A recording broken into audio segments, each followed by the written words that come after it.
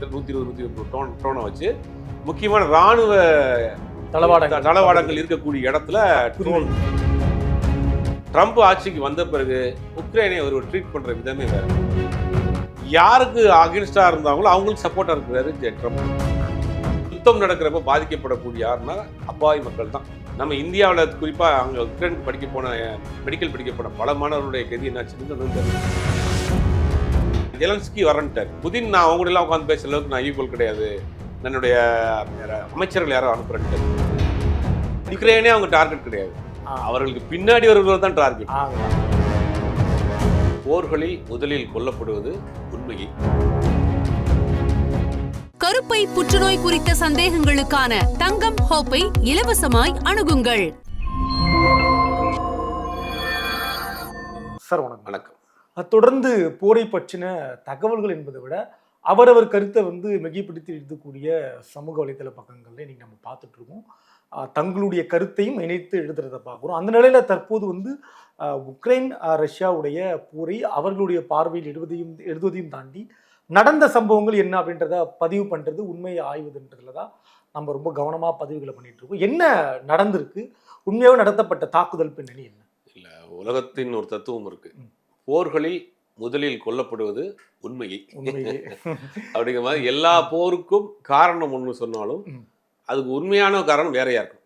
இப்போ இந்த Russia Ukraine வார பொறுத்த வரைக்கும் அது சொல்லப்படக்கூடிய காரணங்கிறது பல காரணங்கள் சொன்னாலும் கூட உண்மையான காரணங்கிறது பொருளாதாரம் தான்.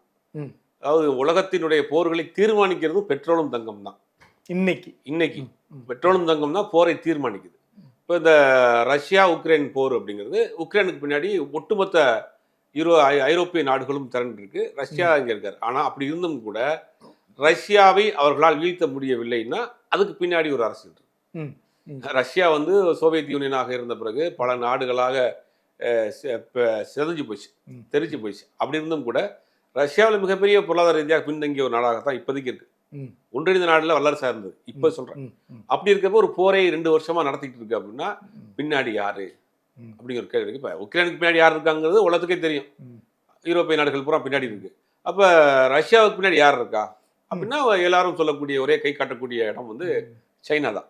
இப்போ சைனா ஏன் ரஷ்யாவுக்கு சப்போர்ட் பண்ணும் அப்படின்னு ஒரு காரணம் இருக்கு. அதுக்கு சொல்லக்கூடிய விஷயம் என்னன்னா, இந்த பெட்ரோல் எப்படின்னா இந்த மிடில் ஈஸ்ட் தான், மத்திய கிழக்கு நாடுகள் தான் அதிகமான பெட்ரோல் கிடைக்குது. இல்லை, ஒரு குறுக்கீடுக்கு மன்னிக்கணும் சார். அதாவது சைனா என்பது ரஷ்யாவுக்கு ஆதரவாக இருக்க வேண்டும் என்பது அவங்களுடைய எண்ணமா, இல்லை களத்தில் நின்று உக்ரைன் அடிக்கணுன்றது எண்ணமா? எந்த எண்ணத்தில் உக்ரைனே அவங்க டார்கெட் கிடையாது, அவர்களுக்கு பின்னாடி வருவது தான் டார்கெட். இப்ப மத்திய கிழக்கு நாடுகள்ல இருக்கக்கூடிய இந்த எண்ணெய் வளங்களை என்ன பண்றாங்கன்னா, முழுவதுமாக அமெரிக்க நிறுவனங்கள் தான் என்ன பண்றாங்கன்னா, அதை லீஸ் குத்தகைக்கு மாதிரி எடுத்துட்டு அதை எடுத்து பெட்ரோலா டீசலா மண்ணெண்ணெயாக இல்லாட்டி பெட்ரோலுக்கு ஃபர்ஸ்ட் கிளாரிட்டி பெட்ரோல் இந்த மாதிரி ஃப்ளைட்டுக்கு யூஸ் பண்றதாக பிரித்து அவங்க தான் உலகம் முழுவதும் வியாபாரம் பண்றாங்க. அந்த பெட்ரோலை எந்த பணத்தில் வாங்குவது அப்படின்னு தீர்மானிக்கிறாங்க. ரூபாய் மதிப்பு சொல்றீங்க நீங்க? அங்க இல்ல, டாலர். உலகம் முழுவதுமே பெட்ரோல் நீங்க டாலர் தான் வாங்க. இப்போ இந்தியா இருக்குன்னு வச்சுங்க, இந்தியாவில் கிட்டத்தட்ட ஒரு 1000 டன் பீப்பாய்ஸ் கச்சா எண்ணெய் தேவைப்படுதுன்னா நீங்க டாலர் கொடுத்தா ஆகணும். சரி, இதுதான் உலகத்தினுடைய பொருளாதாரத்தை தீர்மானிக்கக்கூடிய இடத்துல தங்கமும் பெட்ரோலும் இருக்கு. அந்த பொருளாதாரத்தை வழிநடத்திட்டு போறது டாலர்ஸ் தான் இருக்கு. இப்போ டாலர்ஸ் என்ன பண்ண, சைனா என்ன சொல்றாங்கன்னா, எல்லா வகையிலும் நாங்களும் முன்னேறிட்டோம், நீங்க நான் ஏன் டாலரா கன்வெர்ட் பண்ணி ஒன்றை கொடுத்து பெட்ரோல் வாங்கணும், அப்ப நான் என்னுடைய பணத்துல தீர்மானிங்க அப்படின்றாங்க. இப்போ அங்கேயே ஒரு முட்டல் முதல் வருது. இப்போ சைனாவுடைய பணத்துல தான் நீங்க என்னன்னு நினைக்கிறேன், அதை அதில் தான் நீங்க டாலர் பெட்ரோல் டீசலை நீங்க ஃபிக்ஸ் பண்ண கச்சா எண்ணெயினுடைய விலையை தீர்மானிக்கணும், தங்க விலைக்கு தீர்மானிக்கின்றாங்க. அங்கேயே முட்டல். அப்படி வந்துச்சுன்னா அந்த நாடு தான் வல்லரசு நாடு. எந்த நாட்டினுடைய மணியை வச்சு பெட்ரோல் டீசலை தீர்மானிக்கிறாங்களோ அந்த நாடு வல்லரசு நாடு.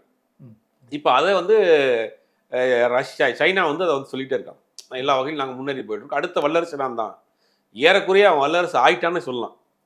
சைனா எல்லா வகையிலும் இன்னைக்கு மிகப்பெரிய அளவில் வளர்ச்சிங்கிறது, மிகப்பெரிய வளர்ச்சி, புது புது டெக்னாலஜிஸ், மேன் பவர்ஸு, ப்ராடக்ட்ஸு. இப்போ நம்ம அமெரிக்கா வல்லரசுனா கூட அமெரிக்காவில் யூஸ் பண்ணக்கூடிய பல ப்ராடக்ட் சைனாவில் தான் போகுது. ஆப்பிள் ஃபோன் கம்பெனி மட்டும்தான் அமெரிக்காவில் இருக்கு. உதிரி பாகங்கள் மேனுஃபேக்சரிங் யூனிட்டே சைனாவில் தான் இருக்கு. அடிடாஸ் ஷூ இருக்குன்னா அடிடாஸ் ஷூ கம்பெனி அமெரிக்காவில் இருக்கு, அது மேனுஃபேக்சரிங் யூனிட் சைனாவில் இருக்கு.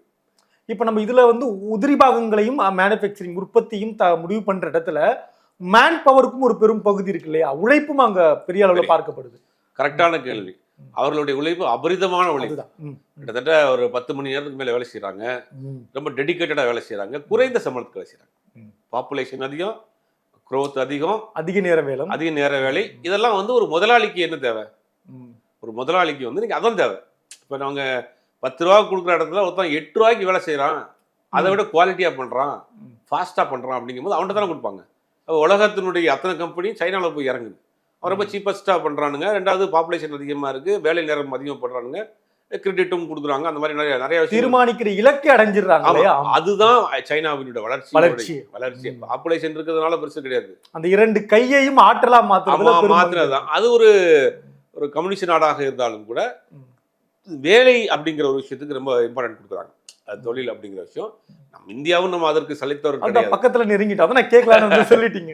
சளைத்தவர்கள் கிடையாது. நம்ம இருக்கக்கூடிய அவர்களை விட அவர்கள் உடல் உழைப்பில் ஆற்றல் மிக்கவர்கள், நம்ம வந்து அறிவாற்றல் மிக்கவர்கள்.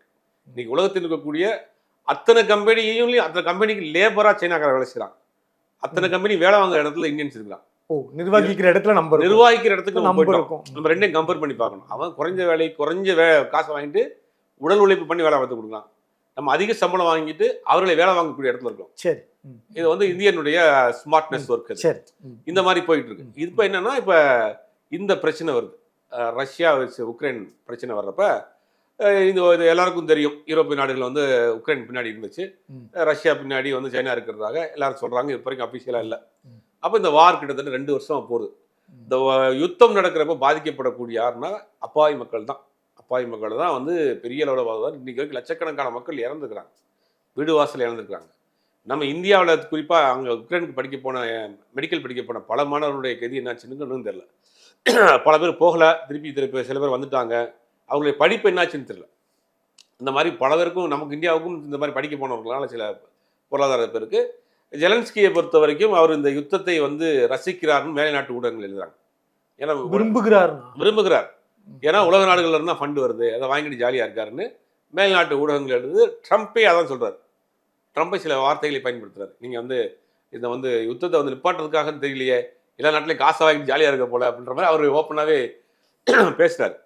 இப்போ ட்ரம்ப் ஆட்சி மாறுறதுக்கு முன்னாடி வரைக்கும் உக்ரைனுடைய நிலைமை வேற. அது உக்ரைனை வந்து ஒரு செல்லப்பிள்ளையா வச்சிருந்தாங்க. ட்ரம்ப் ஆட்சிக்கு வந்த பிறகு உக்ரைனை ஒரு ட்ரீட் பண்ற விதமே வேற. நரேட்டிவ் மாத்திட்டாரு. இப்போ என்னன்னா, யாருக்கு அகென்ஸ்டா இருந்தாங்களோ அவங்களுக்கு சப்போர்ட்டா இருக்கிறாரு ட்ரம்ப். ரஷ்யாவுக்கு சப்போர்ட்டா இருக்கிறாரு. நான் ஃபோன் பண்ணா புதின் உடனே கேட்பாரு, நான் ஃபோன் பண்ணா உடனே கேட்கிறாரு. அந்த மாதிரி தலைகீழாக மாறி போச்சு. தலைகீழா மாறி போனவனே இப்போ யூரோப்பிய யூனியன் ஒன்று சேர்ந்துட்டா ட்ரம்ப் ஒரு கணக்கு போடுறாரு. யூரோப்பிய யூனியன் ஒன்று சேர்ந்துட்டாங்கன்னா அவங்க வலுவாயிட்டாங்கன்னா நம்மளை வந்து திருப்பி டார்கெட் பண்ண ஆரம்பிச்சிருவாங்க அப்படின்னு அவர் ஒரு பிளானை போடுறாரு. அப்போ யூரோப்பிய யூனியன் வந்து ஒன்று சேரக்கூடாது, யூரோப்பிய யூனியன் வந்து வெளியேறுங்க, சில நாடுகள்லாம் வெளியேறாங்க. அது நடக்குது. இப்போ இந்த பிரச்சனை போயிட்டு இருக்கு. 2 வருஷமா மாறி மாறி சண்டை போட்டுட்டு இருக்காங்க. இன்னைக்கு டர்க்கியில் வந்து ஜெலன்ஸ்கியும் புதினும் ஒரு சமரச பேச்சுவார்த்தைக்காக டர்க்கி நாட்டு அவர் ஏற்பாடு பண்ணியிருக்கு. ஆனா ஜெலன்ஸ்கி வரன்ட்டார். புதின் நான் அவங்க எல்லாம் உட்காந்து பேசுற அளவுக்கு நான் ஈக்குவல் கிடையாது, என்னுடைய அமைச்சர்கள் யாரோ அனுப்புறேன்ட்டார். ஜெலன்ஸ்கி வந்து அதெல்லாம் கிடையாது, நானும் வந்து நாட்டுடைய பிரசிடென்ட் தான், நீ எங்க பிரசிடென்ட் டு பிரசிடென்ட் தான் நம்ம பேசணும் அப்படின்னு அந்த பேச்சுவார்த்தை முட்டுக்கட்டியில் இருக்கு. இந்த நேரத்துல தான் இது வரைக்கும் அடி வாங்கிட்டே இருந்த உக்ரைன் வந்து இப்போ வந்து ட்ரோன் வச்சு தாக்குதல் நடத்திருக்காங்க. கிட்டத்தட்ட 120 ட்ரோனை வச்சு முக்கியமான இராணுவ தளவாடங்கள் இருக்கக்கூடிய இடத்துல ட்ரோனை வச்சு அடிச்சிருக்கு. கிட்டத்தட்ட ரஷ்யா ஒத்துக்குச்சு. கிட்டத்தட்ட ஒரு பெரும் சேதம் ஏற்பட்டிருக்கு. இது வரைக்கும் இல்லாத உக்ரைன் வந்து திருப்பி அடிக்க முதல் முறையாக பெரிய அளவில் சேதாரத்தை அவருடைய மெயினான இடங்கள்ல, முக்கியமான ஸ்டேட் சைபர்ஸ் மாதிரியான முக்கியமான பகுதிகள் இருக்கக்கூடிய இடங்கள்லாம் வந்து ஒரு தாக்குதலை நேற்று ஞாயிற்றுக்கிழமை நடத்தியிருக்கு. இது வந்து ஒரு பெரிய அளவில் ஒரு அதிர்வலை ஏற்படுத்தியிருக்கு, ஒரு பெரிய சேதாரத்தையும் ரஷ்யா கொடுத்துருக்கு. இதுதான் இன்னைக்கு வந்து ஒரு பெரிய பேசு பொருளாக போயிட்டு இருக்கு. இல்லை, இப்போ இதில் வந்து முழுக்க வந்து மிக சரியாக உக்ரைன் வந்து இலக்கை வந்து நிர்ணயம் பண்ணி அடிச்சிருக்காங்க அப்படின்றது வந்து நம்ம புரிஞ்சுக்கிறதா, இல்லை ரஷ்யாவுடைய கவனம் குறைவு தானா, பாதுகாப்பு திறனின்மை? இல்லை, இது வரைக்கும் அந்த மாதிரியான ஒரு வெப்பன்ஸ் அவங்ககிட்ட இருக்குமாங்கிறது ரஷ்யா கணிக்கவே இல்லை. ட்ரோனு இது உண்மையா? அது ஆமா ட்ரோன் அப்படி கணிக்காம இருக்க முடியுமா? ரஷ்யாவால முடியுமா? ஏன்னா 2 வருஷம் யுத்தம் நடக்கக்கூடிய ஒரு நாடு வந்து எப்படி இருக்கும்? ஆமா. 2 கை வருஷம் காலெல்லாம் உடைஞ்சு போய் விழுந்து போய் இருக்கக்கூடிய ஒரு நாடு, 2 வருஷம் யுத்தம் நடக்கக்கூடிய நாடு, புதுசா வரக்கூடிய டெக்னாலஜி இந்த ட்ரோனு, உலக நாடுகள் ட்ரோன்ல வச்சு பண்றாங்க. அப்போ அதை எப்படி கொண்டு வர்றாங்க அப்படின்னா, ஒரு லாரியில ஒரு மரப்பெட்டியில உள்ள வச்சு அந்த ட்ரோன்களை அடைச்சு கொண்டு வந்து கிட்டத்தட்ட அந்த இலக்கு கிட்டத்தட்ட ஒரு கொஞ்சம் தூரத்துக்கு முன்னாடி இருந்து அதை ஆப்ரேட் பண்றாங்க ரிமோட்ல. இப்போ அந்த இது வந்து ஒரு பெரிய அட்டாக்கா இருக்கு புதுசா. இது வந்து எப்படின்னா, நீங்க வான்வெளியில பாக்குறப்ப ஒரு காக்கா குருவி மாதிரி கிராஸ் ஆயிருக்கு. இந்த ட்ரோன் தாக்குதல்ங்கிறது வந்து பெரிய என்னன்னா, அந்த ரேடர்ல பெருசா சிக்க மாட்டேங்குது. இப்போ ட்ரோன் தாக்குதல் எல்லா நாடுமே ரேடர் வச்சிருக்காங்க. நம்ம எல்லை பகுதியில அடிச்சு விட்டு வீசுங்க சார். இப்ப சில உள்ள வந்த பிறகுதான் உள்ள வர்றதுக்கு முன்னாடி வீத்துருவாங்க. பீரங்கியோ மற்ற இதுலயே வச்சு அடுத்த அது வந்து என்னன்னா, நீங்க அந்த எல்லைக்குள்ள வர்றதுக்கு முன்னாடி வீழ்த்திடுவாங்க. இதுல எப்படி? இது வந்து எல்லைக்குள்ளேயே வந்துருது. ரொம்ப பக்கத்திலேயே இருந்து ஒரு சின்ன கருவி மாதிரி தான் இருக்கு. உங்களுக்கு ரிமோட்ல ஆப்ரேட் பண்ணிடுறாங்க. சல்லுன்னு உள்ள வந்துருது. இது ஒரு பெரிய விதமான எல்லா நாடுகளுக்குமே இது ஒரு பெரிய தலைவலியான ஒரு டெக்னாலஜியா இருக்கு இந்த ட்ரோன் பாம்புங்கிறது. இப்போ அதைத்தான் வந்து உக்ரைன் கையெடுத்து ரஷ்யா கணிக்கவே இல்லை. அடிச்சு வாங்கி விழுந்து கிடக்குறான், இவன் எப்படி ட்ரோன்லாம் வாங்கி நம்ம மேலே விட போறான்னு நினச்சிட்டு இருக்கப்ப டக்குன்னு கொண்டு வந்து சில முக்கியமான இடங்கள், முக்கியமான தளங்களில் வந்து ட்ரோன் வச்சு அடிச்சது வந்து ஒரு பெரிய உலகளவில் உக்ரைன் ரஷ்யா வாரில் முதல் முறையாக ஒரு பெரிய அதிர்வலையை ஏற்படுத்தி விட்டுருச்சு உக்ரைன் அப்படிங்கிறத பார்க்க வேண்டியது இருக்கு. இதுக்கு ரியாக்ஷன் எப்படி கொடுக்க போகுது, பதிலடி என்ன கொடுக்க போகுது ரஷ்யாங்கிறது வெயிட் பண்ணி தான் பார்க்கணும். ஆனா இன்னைக்கு இருக்க இந்த புறச்சூழலை வந்து நம்ம ஏற்கனவே தொடக்கத்துல சொன்ன மாதிரி இதை பற்றி சமூக ஊடகங்கள்ல என்ன மாதிரியான கருத்துக்கள் பதியப்பட்டு நீங்க கவனிக்கிறீங்க? இல்ல, உலக ஊடகங்கள் எல்லாமே அரசியல் சார்ந்துதான் இருக்கு. இண்டிபெண்டன்ட் மீடியாங்கிறது உலகத்துல எங்கேயுமே கிடையாது. நம்ம அது பெரிய பழி சொல்லா மாறிடுமே சார். இது பாக்குறவங்களும் அதை நினைப்பாங்க. உலக நாடுகள் பூரா அப்படித்தான் இருக்கு. பழி சொல்லா இருந்தாலும் உண்மை அதான். அதான் உண்மை. அல்ஜசீரா எடுத்துக்கங்க, பிபிசி எடுத்துக்கங்க, அவர்கள்லாம் கூட அவர்கள் சார்ந்த விஷயங்கள் ஒரு அளவுக்கு மேல அவங்களால சொல்ல முடியாது. சரி, அல்ஜசீராங்கிறது அது ஒரு நாட்டினுடைய சேனல், பிபிசிங்கிறது அது ஒரு நாட்டினுடைய சேனல். இப்போ இண்டிபெண்டா இருக்கக்கூடிய அந்த நாட்டினுடைய சட்டத்திட்டங்களுக்கு உட்படுத்தான செய்தி இங்கே போடணும். அப்படி ஒன்று இருக்குல்ல. வடகொரியாவில் அது சேனலே கிடையாது. வடகொரியா செய்தியே நமக்கு வராது. வடகொரியா என்ன நடக்குங்கிறது நமக்கு புரியாது. அப்போ அந்த நாட்டு வந்து மீடியாக்களை எவ்வளோ கண்ட்ரோல் பண்ணி வச்சிருக்காங்க. ஹங்கேரியில் வந்து பெரிய ஒரு பிரச்சனை இருந்துகிட்டு இருக்கு. ஹங்கேரியில் நடக்கக்கூடிய விஷயங்கள் பல செய்திகள் வெளியே வராது. வடகொரியாவில் நடக்கக்கூடிய விஷயங்கள் வெளியிலே வராது. அப்போ அந்த நாடு வந்து ஊடகங்களுக்கு மீதான ஒரு தடையை, ஒரு திரையை போட்டிருக்காங்கல்ல, அது மீறி வராது. அப்போ உலக நாடுகள் எல்லாமே, உலக நாட்டின் ஊடகங்கள் எல்லாமே அந்தந்த நாட்டினுடைய சட்டத்திட்டங்களுக்கு உட்படுத்த நடக்கணும். அப்படிங்கும் போது யார் உங்களுக்கு முழு சுதந்திரமாக வெளியே வந்துட முடியும்? அப்போ சமூக வலைதளங்களுமே ஒரு சார்பு தான் எழுதுவாங்க. ஒரு சார்ந்த நபர்கள் தான் ஒரு சமூக வலைதளம் தன்னை தற்காத்துக் கொள்ள பயந்து இல்ல அவர்கள் சார்ந்த சித்தாந்தத்தின் பிரகாரம் எழுதுவாங்க. அப்படிதான் அந்த இப்ப நம்ம செய்திகள் நம்ம எப்படி பார்க்கணும் அப்படின்னா, ரெண்டையும் பார்க்கணும். சரி, ரெண்டையும் அனலைஸ் பண்ணிட்டு அதுல எது நியாயம் எது சரிங்கிறத வந்து நம்மளாவது டிசைட் பண்ணிக்கலாம் ஒழிய, இது வந்து ஒரு நேர்மையான வெளிப்படையான ஊடகங்கள், வெளிப்படையான செய்திகள்ங்கிறது உலகம் முழுவதுமே கிடையாது. எல்லா நாடுமே அந்த நாட்டினுடைய சட்டத்திட்டங்களுக்கு உட்பட்டு ஓரளவுக்கு வச்சிருக்கு. ஆனா ஒரு செய்தி அதை தாண்டி வெளியில வரப்ப எந்த ஊடகங்களும் கட்டுப்படுத்த முடியாது. அது ஒண்ணு இருக்கு. ஒரு பிரச்சனை பெருசாயிருச்சு, அதை வந்து கண்ட்ரோல் பண்ண முடியாது, யாராவது ஒருத்தர் எடுத்து போட்டாங்க அப்படிங்கும் போது அதை வேற வழி இல்லாம அவங்களும் அப்படியே ஃபாலோ பண்ணுவாங்க. இதுதான் நடக்குதே ஒழிய, மற்றபடி எல்லா உலக நாடுகளுடைய ஊடகங்கள் எல்லாமே அந்தந்த நாட்டினுடைய சட்டத்திட்டங்களுக்கு உட்பட்டு அந்த சட்டத்திட்டங்கள் படிதான் நடக்குது. அதுக்குள்ளதான் செய்திகளை வெளியிட முடியும். நம்ம நாடும் அப்படித்தான், எல்லா நாடுமே அப்படித்தான். நம்ம வரலாற்று ரீதியா உலோக காலம், கற்காலம், செம்பு காலம்னு மாதிரி இப்ப தங்க காலம், பெட்ரோல் காலத்துக்கு வந்துட்டோம். இது அடுத்த கட்டமா இது எதிர்காலம் என்னவா இருக்க போகுது? இது எப்படி புரிஞ்சுக்கலாம்? எதிர்காலம்ங்கிறது வந்து பொருளாதாரத்தை மட்டும்தான், எந்த சென்டிமெண்ட்ஸ்க்கு இடம் இல்லாத ஒரு ஜெனரேஷன் நம்ம நாட்டிலே உருவாயிட்டு. நேத்து கூட ட்ரம்ப் அவர்கள் பேசியிருக்காரு. கூப்பிட்டு பேசின 2 பேரும் கேட்கல, ஒரே ஒரு வார்த்தை தான் பயன்படுத்தினேன், ஒரு உண்மையை சொன்னேன் அப்படின்னாரு. 2 தம்பி அடிச்சிருந்தானுங்க, நான் கூப்பிட்டேன், அவனுக்கு வரமாட்டேன்றானுங்க, நான் நாளைக்கு வந்து பேசுறேன்னு சொல்லியிருக்கேன், அவங்களை சத்தம் போட்டு அமுச்சு விட்டுருக்கேன். அவர் ஒரு பெரிய மாதிரியே தான் இருக்கிறாரு. ஊர்ல நாட்டாம மாதிரியே தான் அவர் டீல் பண்றாரு. எல்லா நாட்டையுமே அப்படிதான் டீல் பண்றாரு. பாத்தீங்கன்னா அங்கேயே மாஸ்க்குக்கும் அவருக்குமே ஒரு சின்ன முட்டிக்குச்சுன்ற மாதிரியான ஒரு செய்தி போயிட்டு இருக்கு. எலன் மஸ்க்கும் அவருமே அவர்கிட்டயே அந்த ஆக்டிவிட்டி, அவருடைய ஏஜ் அது மாதிரி கிட்டத்தட்ட 70+ ஆயிடுச்சு. அந்த வயசுக்குள்ள ஆக்டிவிட்டி இருக்கத்தானே செய்யும். அது வந்து எல்லா இடத்துலையுமே காட்டுறாரு. அது வந்து இந்த ரஷ்யா விஷயத்தை பொறுத்த வரைக்கும் அவங்க ஒரு மாதிரி சாப்பிட்டா கண்டில் பண்றாரு. ரஷ்யாவில் வந்து நிறைய இயற்கை வளங்கள் இருக்கு. அதை வந்து ஒரு கொஞ்சம் பாசப்பறிவோட அணுகிறாரு. உக்ரைனை பொறுத்த வரைக்கும் நான் எதுக்கு வேஸ்டா உனக்கு காசு தரணும், உனக்கு என்ன இருக்கு உன்ட்ட அப்படிங்கிற மாதிரி அங்க ஓப்பனாவே சொல்றாரு. உனக்கு நான் காசு கொடுக்கறதுனால எனக்கு என்ன லாபம்னு கேட்கிறாரு. ஏகப்பட்ட டாலர்ஸ் நீங்க வாங்கிட்டு போயிட்டீங்க, உங்களுக்கு நான் கொடுத்து உதவி பண்ணா எனக்கு என்ன லாபம்? அதுக்கு ரஷ்யா சப்போர்ட் பண்ணா கூட ரஷ்யாவில் நிறைய தாதுக்கள் இருக்கு அப்படிங்கிறார். அமெரிக்காவில் ஒரு அலாஸ்கான்னு ஒரு ஸ்டேட் இருக்கு, 50 ஸ்டேட் அலாஸ்கான்னு ஒரு ஸ்டேட்டு, பெரிய ஸ்டேட். அந்த ஸ்டேட்ல ஆளுடைய தங்குற இடமே கம்மி, மக்கள் தொகை பெரிய ஸ்டேட், நில அளவுலையா? நில அளவுல பெரிய ஸ்டேட். அந்த அலாஸ்காவில் வந்து நிறைய காய்கறிகள், முக்கியமான மீன், இந்த மாதிரி விஷயங்கள்லாம் அமெரிக்கா ஃபுல்லாகவே வருது, பெரிய ஸ்டேட். அந்த அலாஸ்கா வந்து ரஷ்யாவில் இருந்தது. ரஷ்யாவுக்கு மிக குறைந்த காசுல கிட்டத்தட்ட ஒரு 40-30 வருஷத்துக்கு முன்னாடி விலைக்கு வாங்கின ஒரு ஸ்டேட். இப்போ அதனால அதுல தோண்ட இயற்கை வளங்கள் நிறைய இருக்கு, பெட்ரோல் இருக்கு, தங்கம் இருக்குன்ற மாதிரி சொல்றாங்க. அப்போ அதனுடைய நீட்சியா ரஷ்யாவில் நிறைய இடங்கள்ல இயற்கை வளங்கள் இருக்குங்கன்னா அது ஒரு இவர் கணிச்சிட்டார். அப்ப அதனால ரஷ்யாவின் மேல திடீர்னு பாசத்தை புளிய ஆரம்பிச்சு. எல்லாமே வியாபாரம் தான். ட்ரம்பை பொறுத்த வரைக்கும் உலக நாடுகளின் மிகப்பெரிய ரியல் எஸ்டேட் அதிபர் அப்படின்னா ட்ரம்ப் தான். எல்லாருக்கும் பயங்கர ஆச்சரியமா இருக்கும். மிகப்பெரிய ரியல் எஸ்டேட் பண்ணக்கூடிய ஒரு நபர். இந்தியாவில் அவருக்கு ட்ரம்ப் டவர் இருக்கு. மும்பையில் இந்தியாவில் அவருக்கு ட்ரம்ப் டவர் இருக்கு. இந்த மாதிரி ட்ரம்ப் டவருங்கிறது தான் அவருடைய ட்ரேட்மார்க். சைனாவில் இருக்கு, சிங்கப்பூர்ல இருக்கு, மலேசியாவில் இருக்கு. உலக நாடுகள் பூரா மிகப்பெரிய ரியல் எஸ்டேட் வர்த்தகத்தை கையில் வச்சிருக்கிற யாருன்னா ட்ரம்ப் தான். அவர் நமக்கு தெரியாது நேரம் இங்கே வராரா இல்லையான்னு. ஆனால் ஒவ்வொரு நாட்டினுடைய முக்கியமான கேபிட்டலில் அவருடைய ஆஃபீஸ் இருக்குது. ஆனால் ட்ரம்ப் அவருடைய பிஸ்னஸ் தான் ரியல் எஸ்டேட் தான் அவர் பண்ணுறாரு. ரியல் எஸ்டேட் பூம் ஆனதுக்கு, உலகம் முழுவதும் பூம் ஆனதுக்கு காரணம் இந்த மாதிரி பெரும் முதலாளிகள் கையிலையும் ரியல் எஸ்டேட் தொழில் போயிடுச்சு. அதை வந்து பெரிய லெவலில் கார்பரேட்டாக மாற்றினாங்க. ஒரு வீடு கட்டி விற்கிறதை ஒரு கார்பரேட்டாக மாற்றினாங்க. அது எப்படி அவங்க யோசிக்கிறாங்கன்னா, வீடு அப்படிங்கிறது ஒவ்வொரு மனிதனுக்கும் தேவை, அத்தியாவசிய தேவை, அடிப்படை தேவை. அப்போ அதை வந்து டிமாண்ட் பண்ணு. இப்போ பார்க்குற பிஸ்னஸ்லாம் பார்த்தீங்கன்னா பெட்ரோல் வந்து கம்பல்சரி, வீடு வந்து பார்த்தீங்கன்னா கம்பல்சரி, எல்லார் மனிதனுக்கும் கனவாக இருக்கும். அப்போ ரெண்டும் வந்து டிமாண்ட் இருந்துகிட்டே இருக்கக்கூடிய ஒரு இண்டஸ்ட்ரி.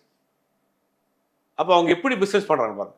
அதாவது டிமாண்ட் இருந்துகிட்டே இருக்கக்கூடிய விஷயத்தை கையில் எடுத்து அதை டிமாண்டை கிரியேட் பண்ணி அதிகப்படுத்தி அதில் பிஸ்னஸ் பண்ணுறது. ஒரு புரிதலுக்காக நான் கேட்குறேன் சார். இப்போ வந்து பெட்ரோல் என்பது ஒரு தனி மனிதனையும் தாண்டி அது அரசுக்கே முக்கியமான ஒன்றாக மாறிடுச்சு. அது புரிஞ்சிக்க முடியுது. வீடும் அதன் நம்ம புரிஞ்சுக்கலாம். தங்கம் இதில் என்ன ரோல் பண்ணுது? தங்கம்ங்கிறது இன்வெஸ்ட்மெண்ட். உலக நாடுகள் முழுவதுமே மக்கள் வந்து ஒரு சேவிங்ஸ்னு ஒரு தங்கம் வச்சுருப்பாங்க. ஒரு பணத்தை வச்சுக்கிறது போல தங்கமாக வச்சுக்கலாம் அப்படின்னு நினைக்கிறாங்க. அது நம்ம இந்தியா மாதிரியான நாடுகள்லாம் தங்கம் வந்து முக்கியமான ரோல் பண்ணுது. இந்தியாவை காட்டிலும் ஒரு ஏஷியன் கண்ட்ரிஸ் எல்லாமே நம்ம இந்தியாவில் ஆபரணங்களாக வாங்கி வச்சுக்கிறோம் தங்கங்களை. அவங்க வந்து இன்வெஸ்ட்மெண்ட்டுக்கு பாஸ் வாங்கணும், கோல்டு பார் வாங்க, தங்க கட்டிகளாக வாங்கி அது ஒரு இன்வெஸ்ட்மெண்ட்டோட சேவிங்ஸாக வைக்கிறாங்க. பணமாக வைக்கிறதுக்காக, டாலராக வைக்கிறத காட்டிலும், திரகம்ஸாக வைக்கிறத காட்டிலும் தங்கம் வச்சுருக்காங்க. இப்போ அமெரிக்காவினுடைய கருவூலத்திலேயே பல டன் தங்கம் இருக்குது. ஒவ்வொரு நாட்டு கருவூலத்தையும் தங்கம் இருக்கும். அந்த நாட்டினுடைய என்ன சொல்கிறது வந்து ஒரு பொருளாதாரத்தை தீர்மானிக்கிறது தங்கம் வச்சுருக்காங்க. இத்தனை டன் தங்கம் இருந்தால் அது ஒரு பெரிய நாடு. இத்தனை டன் தங்கம் இருந்தால் நம்ம நாட்டில் வந்து பொருளாக வாங்குறோம். தங்கத்தை அவர்கள் வந்து பாரா வாங்கி, கட்டிகளாக வாங்கி அடைச்சி வச்சு அதை வைத்து அந்த நாட்டினுடைய பொருளாதாரத்தை தீர்மானிக்கிறாங்க. நம்ம நாட்டில் என்னன்னா மக்களே தங்கத்தை வந்து ஆபரணமாக பயன்படுத்தி அதை ஒருத்தவங்க வச்சுக்கிறாங்க. உறவுகளே அப்படிதான் தீர்மானிக்கிறாங்க. ஆமா, உறவுகளே அப்படிதான் தீர்மானிக்கிறாங்க. திருமணமே தான் தீர்மானிக்கிறாங்க. டாக்டர் மாப்பிள்ளனா 150 பவுன், இன்ஜினியர் மாப்பிள்ளா 100 பவுன். அந்த உறவே தங்கத்தை. அப்ப நீங்க சாதாரண உறவுகளே தங்கத்தை தீர்மானிக்கிறப்ப ஒரு நாடு தங்கத்தை வச்சு தான் தீர்மானிக்கும். இத்தனை டன் தங்கம் இருக்குன்னா அந்த நாடு பெரிய நாடு. இப்போ ரஷ்யாவை இப்போ சமீபத்தில் கூட அந்த கருவூலத்தை போய் பார்த்துட்டு இருந்தார் ட்ரம்ப். கிட்டத்தட்ட 15 வருஷத்துக்கு பிறகு அந்த கருவூலத்தை திறந்து பார்த்தாங்க. இத்தனை டன் தங்கம் இருக்கு. அந்த தங்கம் வச்சிருக்கக்கூடிய இடம் வந்து மிகப்பெரிய செக்யூரிட்டியாக வச்சிருக்காங்க. அதுக்காக அமெரிக்காவில் ஒரு ஸ்டேட்ல மிகப்பெரிய செக்யூரிட்டாக இருக்கிறாங்க.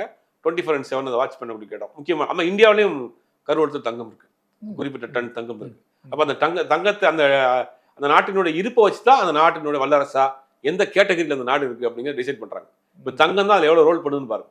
பெட்ரோலோட அன்னன்னைக்கு செலவழிக்கக்கூடிய விஷயம். தங்கம் வந்து ஸ்டாக் பண்ணிக்க விஷயம். பணமா வைத்திருக்கிறவர்கள் சேவிங்ஸ்க்காக தங்கமா வச்சுக்கிறாங்க. தங்கம் தான் அதில் முக்கியமான ரோல் பண்ணுது. இன்னும் அந்த தங்கத்துடைய மதிப்பு என்பது சைனா கிட்ட போனால் அது வேற மாதிரி இருக்கும் இல்லையா? மதிப்பு அந்த ரூபாவே எங்களுடைய ரூபாயில தான் அறிவிக்க வாங்கினா உங்களுக்கு தலைகளாக மாறிடும். அது ஏஷியன் கண்ட்ரிஸ் வேற மாதிரியான ஒரு வளர்ச்சியை நோக்கி போகும். சைனா வந்து தங்கத்தை வந்து அவருடைய மணியில் ஃபிக்ஸ் பண்ண ஆரம்பிக்கப்பட்டதுன்னா நம்ம சவுத் ஏஷியன் கண்ட்ரிஸ் எல்லாமே வேற மாதிரி போகும். நீ இந்தியா உட்பட இல்லையா? இந்தியா உட்பட போகும். ஸ்டாக் வச்சிருக்கவங்க லாஸ் ஆகலாம். தங்கத்தை வாங்கி ஸ்டாக் வச்சிருக்கவங்க லாஸ். புதுசாக தங்கம் வாங்குறவங்க தங்க விலை குறையும். இப்போ நீங்கள் டாலர்ல தான் தங்கம் ரேட் ஃபிக்ஸ் பண்ணுறாங்க ஒரு நாளும். இப்போ நீங்கள் ஒவ்வொரு நாளும் தங்க விலை போடுறோம், நம்ம பார்க்குறோம். இன்னைக்கு விலை வந்து 22,400 ரூபா 300 போடுவாங்க. அதெல்லாம் டாலர் ரேட்டோட கம்பேர் பண்ணி தான் தங்க விலையை ஃபிக்ஸ் பண்ணுறாங்க. அப்போ நீங்கள் சவுத் ஏஷியன் கண்ட்ரிஸ் இருக்கக்கூடிய நாடுகளில் வந்து தங்கம் பணத்தை ஃபிக்ஸ் பண்ணுறப்ப தங்க விலை குறையும். அப்போ தங்கம் வைத்திருக்கிறவர்கள் விரும்ப மாட்டாங்க, அந்த ஆடுகளும் விரும்பாது. இனி அடுத்தடுத்து ட்ரோன்லாம் வந்து விழுமான்றதை நம்ம பொறுத்திருந்துதான் பார்க்கணும். அது கூடாது என்பது என்னுடைய எண்ணமும் கூட. தொடர்ந்து பேசலாம் சார். நல்ல தகவலை கொடுத்துருந்தீங்க. ரொம்ப நன்றி. கருப்பை புற்றுநோய் குறித்த சந்தேகங்களுக்கான தங்கம் ஹோப்பை இலவசமாய் அணுகுங்கள்.